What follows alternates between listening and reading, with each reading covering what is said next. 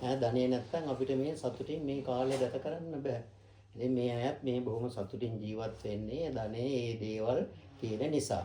ඒ නිසා බුදුරජාණන් වහන්සේ දේශනා කළා කාමභෝගී ජීවිතයක් ගත කරනවා නම් ඒ කෙනාගේ පළවෙනි එක තමයි අත්ථේ සුඛය. ඊළඟ දෙවෙනි කාරණේ හැටියට සඳහන් කළා ඒවා තිබ්බට මදි භෝග සුඛය. මොකද මේ භෝග සුඛය කියලා කියන්නේ? ඒ තියෙන දේවල් පරිහරණය කරන්නට ඕන. දැන් සමහර වෙනවා අපි දන්නවා බුද්ධ කාලේ ගත්තට පස්සේ බුදුරජාණන් වහන්සේගේ දවසත් බොහෝම ධනවතුන් හිටියනේ නේ ධනවත් නමුත් මසුරුයි. මසුරු කිව්වේ ඒගොල්ලෝ පරිහරණය කරන්නෙත් නැහැ කාටවත් දෙන්නෙත් නැහැ. එහෙම එකතු කරනවා. නමුත් මේ බුදුරජාණන් වහන්සේ භෝග සුඛය කිව්වේ ඒවා පරිහරණය කරන්නට ඕන. ඒ පරිහරණය කිරීමේදී අපි උපයාගත් ධනය පරිහරණය කළ යුතු ආකාරය බුදුරජාණන් වහන්සේ බොහෝම පැහැදිලිව දේශනා කළා. එතෙන්දී යුතුයකම් හා වගකීම් කියලා කොටසක් තියෙනවා. අපි තනියම පරිහරණය කරන්නට හොඳ නැහැ. උපයා ගන්නා වූ ධනෙන් අපි කරන්න ඕන යුතුයකම් ටිකක් තියෙනවා. පළවෙනි එක තමයි උන්වහන්සේ දේශනා කළා ඥාති සංග්‍රහය. ඥාතීන්ට සංග්‍රහ කරන්න ඕන. අපේ ප්‍රධානම ඥාතීන් තමයි කවුද? ප්‍රධාන වශයෙන් අපි සැලකිය යුත්තේ අපේ දෙමව්පියන්ට නේ. දෙමව්පියන්ගේ යුතුයකම් කරන්නට ඕන අපි උපයාගත්ත ධනෙ. ඊළඟට ස්වාම පුරුෂයා වෙනුවෙන් භාර්යාව, භාර්යාව වෙනුවෙන් ස්වාම පුරුෂයාට, දරුවන් වෙනුවෙන් ඒ අය සඳහා කළ යුතු යුතුයකම් සඳහා අපේ ධනය වේපැහැදම් කරන්නට ඕන කියන එක සඳහන් කළා. ඒක තමයි පළවෙනි කාරණේ හැටියට සඳහන් වෙන්නේ. ඊළඟ කාරණේ තමයි අතිථි. අතිථි කිවිය ආගන්තුක වශයෙන්. ආගන්තුක වශයෙන් යම් අය මුණ ගැසෙනවනේ නේද? සමහර විට නැති බැරි අය වෙන්න පුළුවන්, වෙන යම් කෙනෙක් වෙන්න පුළුවන්. ආවට පස්සේ ඒ අයට අපිට හැකි ආකාරයෙන් උදව් උපකාර කරන්නට ඕන. එක අතින් බැලුවම අද මේ දානයත් මේ ආගන්තුක දානයක් කියලා කියන්න පුළුවන් නේද? දැන් දානක් තියෙනවනේ එක එක වර්ගීය දාන. මේ එකක් තමයි ගමික දානය කියලා තියෙනවා. ඊළඟට ගමික දානය කියලා තියෙනවා. ඊළඟට ආගන්තුක දානය හැටියට, ඊළඟට අග්ගස්ස දාන, ඒ වගේ දාන. ඒතකොට ආගමේ මේ ආගන්තුක දාන කියන්නේ ආගන්තුක වශයෙන් ආවට පස්සේ යම් අයට දෙන දේවල් නේද? දැන් අපිත් මේ ආගන්තුක වශයෙන් අද වැඩි නේද හාමුදුරු? ආගන්තුක හාමුදුරු හතරම වැඩි නේද? ආගන්තුක වශයෙන් වැඩියට පස්සේ උන්වහන්සේලා වෙනුවෙන් මේ දානය පූජා කළා. ඒකෙන්ද කියන්නත් පුළුවන්. එතකොට මේ ආගන්තුක වශයෙන් මෙතන සඳහන් වෙන්නේ ආගන්තුක වශයෙන් එන අය වෙනුවෙන් කරන්නා වූ උදව් උපකාර. ඊළඟ කාරණය තමයි තවත් කාරණයක් උන්වහන්සේ දේශනා කරනවා ඥාතීන්ට සංග්‍රහ කරන්නට ඕන, ආගන්තුක වශයෙන් එන අයට උදව් උපකාර කරන්නට ඕන.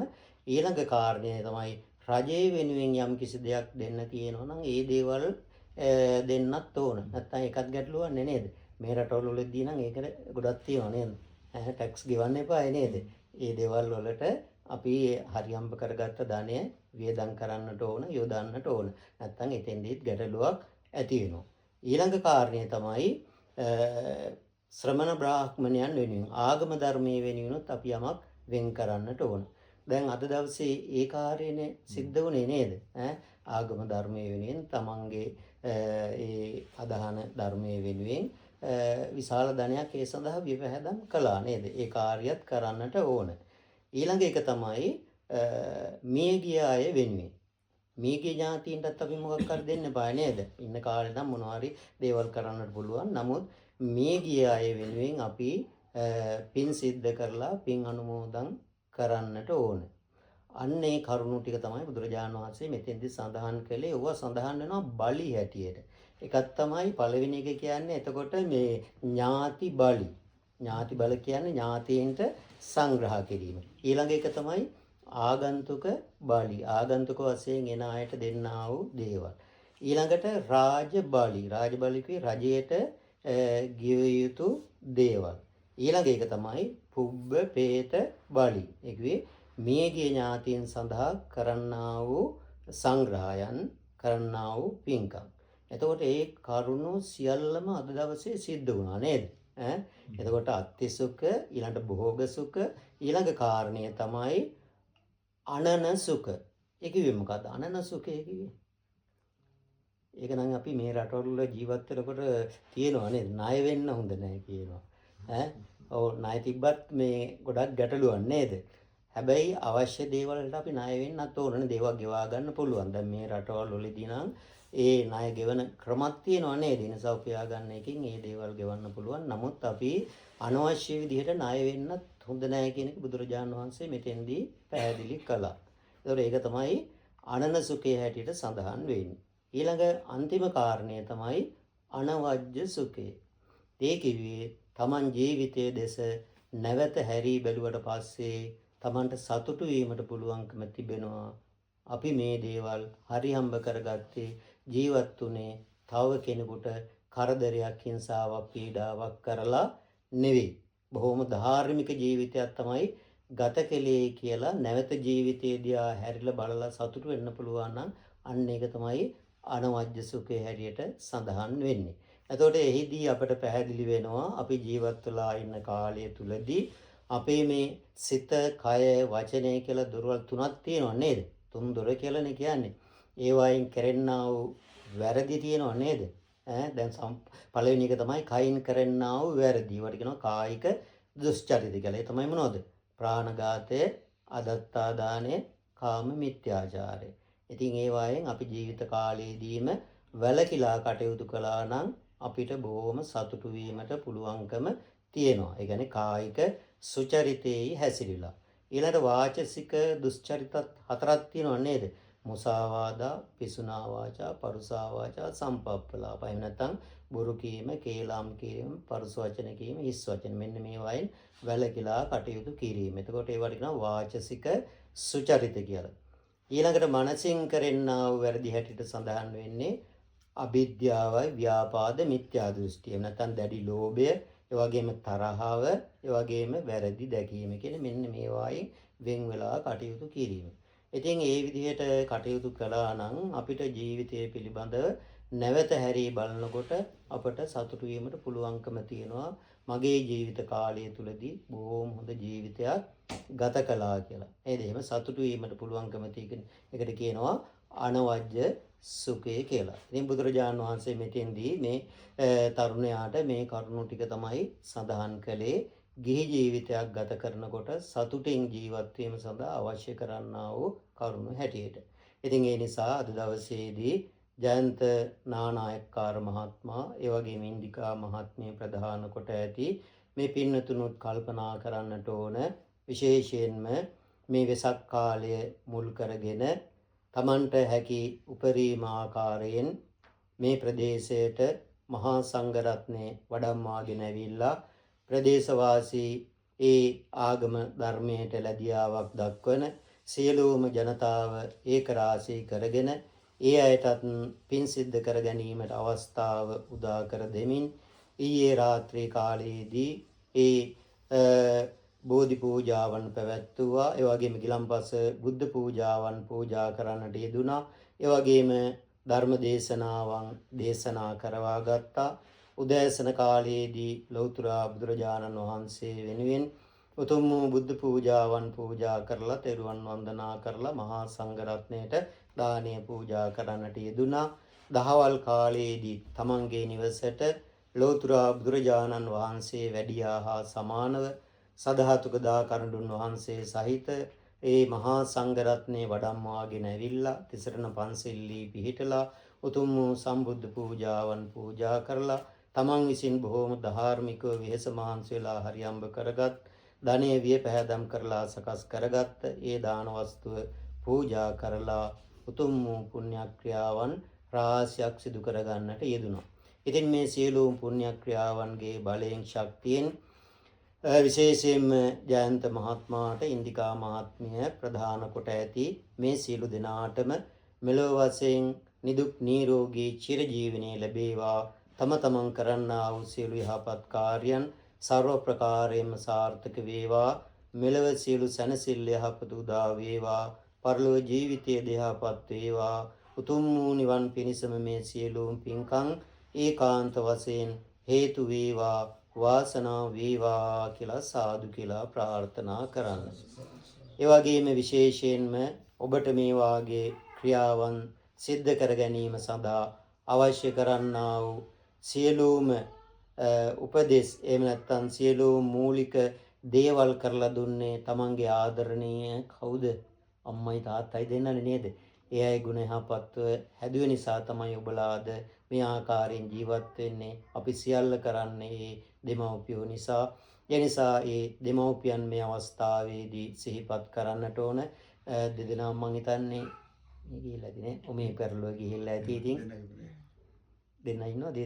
ඔව් දෙදෙනාගේම අම්මලා තාත්තලා මේ වෙනකොට සුජීවත්ව නැහැ නේද?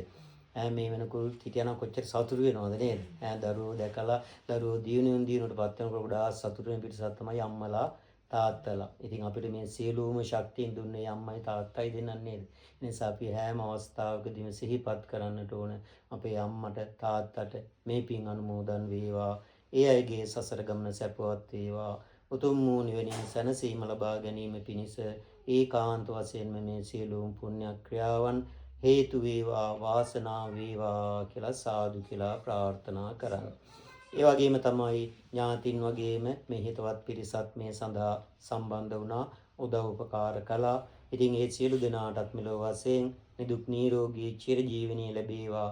තම තමන් කරන්නා වූ රැකිරක්ෂා කටයුතු ඒ වගේම දරුවන්ගේ අධ්‍යාපන කටයුතු ආදී සියල්ලක්ම සර්ව ප්‍රකාරයෙන්ම සාර්ථක වේවා.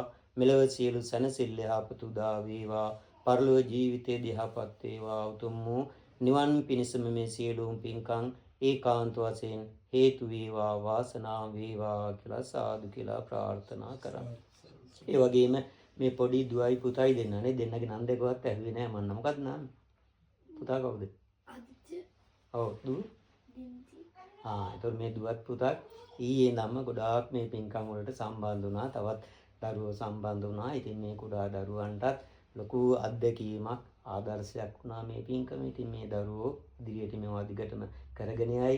ඒ නිසා මේ දරුවන් දෙපළ ඇතුළු ඒ දරුවෝ හැම දිනාටත් මෙලොව වශයෙන් නිදුක් නිරෝගී භාවය ලැබේවා. අධ්‍යාපන කටයුතු සර්ව ප්‍රකාරයෙන්ම සාර්ථක වේවා. තාමත් හොඳ පුරවැසියන් හැටියට කටයුතු කරගෙන යාම සඳහා රත්නත්‍රි ආශිර්වාදයේ සියලු දෙවියන්ගේ ආරක්ෂාව රැකවරණය සලසා දෙත්වා කියලා සාදු කියලා ප්‍රාර්ථනා කරන්න. ඒ වගේම තමයි මේ සියලු කාර්යයන් කිරීමේදී හැමිල්ටන් විහාරස්ථානයේ විහාරාධිපති නායක හඳුරු නේද? බොහෝම දුර පැහැරට උන්වහන්සේ ඉතින් වාහනේත් අරගෙන පොඩිහාන්ලත් එක නේද? බොහෝම කරුණාවෙන් මෛත්‍රියෙන් යුක්තව දායක පින්නතුන් වෙනුවෙන් උන්වහන්සේ කටයුතු කරන්නේ. මම හිතන්නේ මේ නවසීලන්තේ හැම ප්‍රදේශයකම ඉන්න හැම මේ බෞද්ධ සිංහල අයම දන්නවා නේද? උන්වහන්සේ බොහෝම ඇගයීමෙන් කතා කරන්නේ. මේ ඕක්ලන්ඩ් ගියත්, ක්‍රයිස්ට් චර්ච් ගියත්, වෙලින්ටන් ගියත් මම හිතන්නේ මෙහි ආවත් අනිත් නගර නම් මට මතක් වෙන්නේ නැහැ. ඉතින් ඒ හැම තැනකම ගිහිල්ලා මෙතේ හාන්දරෝ කිව්වොත් හැම කෙනෙක්ම දන්නවා නේද? ඉතින් බොහොම කාරුණික උන්වහන්සේ ඔබලා වෙනුවෙන් පිළිටවලා මේ සියලුම කාර්යයන් බොහොම හොඳට කරලා දුන්නා. ඒ නිසා අපේ නායක මාහිමිපාණන් වහන්සේට මම ස්වාමීන් වහන්සේලා ආරාධනා කරපුවාම කිව්වා අගෝස්තු වලින් පස්සේ තමයි දිනයක් තියෙන්නේ කියලා. ඔව්. ඊට පස්සේ වෙන කාගෙත් එක කැන්සල් කරලා තමයි මේ අපට ඒක තමයි බලන්නකෝ ඉතින් නේද? ඒ වෙනුවෙන් උන්වහන්සේගෙන් බොහෝම කැපකිරීම කළා අපටත් එන්න කියලා. වාහනේත් අරගෙන නේද? ඉතින් කොච්චර කැපකිරීමක්ද? ඉතින් ඒ නිසා උන්වහන්සේට අපි ආශිර්වාද කරන්න ඕනේ. අනිවාර්යයෙන්ම මේ වෙනුවෙන් මේ රටට ඇවිල්ලා උන්වහන්සේ කරන්නා වූ සේවය නේද? ඒ නිසා අපේ නායක හාමුදුරන්ට මේ පින් අනුමෝදන් වේවා. මෙලොව වශයෙන් නිදුක් නිරෝගී භාවය ලැබේවා. ඒ වගේම අපේ පොඩි හාමුදුරන් වහන්සේලාත් එහෙමයි නේද?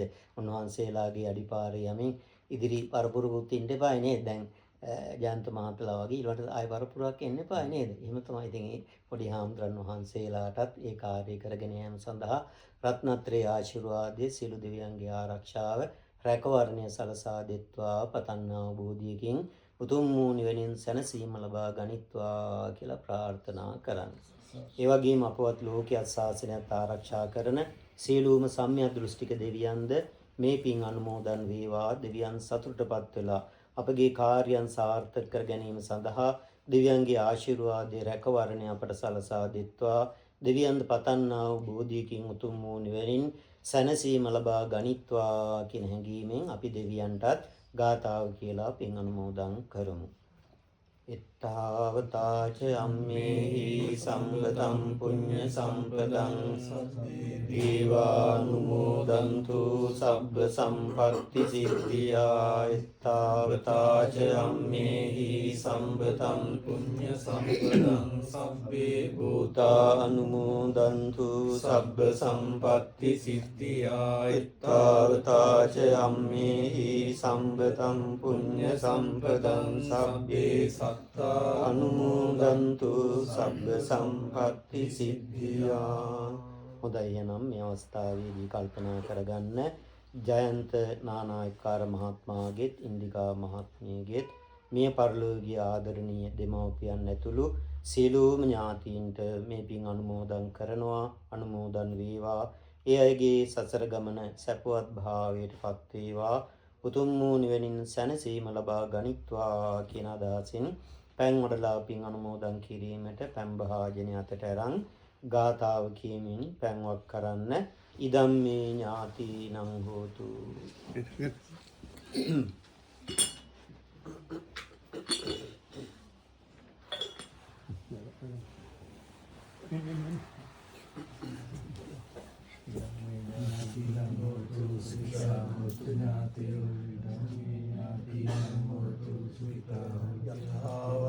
Vāvūrā paripūryanti sāgaraṃ evameva ito dinnaṃ hetānaṃ upakampati unname udakaṃ vaddhaṃ yatā dinnaṃ pavannati evameva ito dinnaṃ hetānaṃ upakampati. අපේ මේ චමිත පුතත් අපි එකතු කරන්න ගියා. චමිත නේද? ඔව්. අපි ආන්දරලෝ මේ ඇවිල්ලා එකතු කරන්නේ. ඉතින් චමිත පුතත් මතක් කරන්නට ඕන. ආයෙනම් මහා සංඝරත්නයේ ආශිර්වාද කරමින් ගාථාව සජ්ජයි. අභිවාදන සීලිස්ස නිච්ඡං වද්දාපචායිනෝ චත්තාරෝ ධම්මා වඩ්ඩන්ති ආයුවන්නෝ සුඛං බලං ආයුරාරෝග්‍ය සම්පatti සග්ග සම්පatti මේවච අතෝ නිබ්බාන සම්පatti විනාතේ සමිජ්ජතු.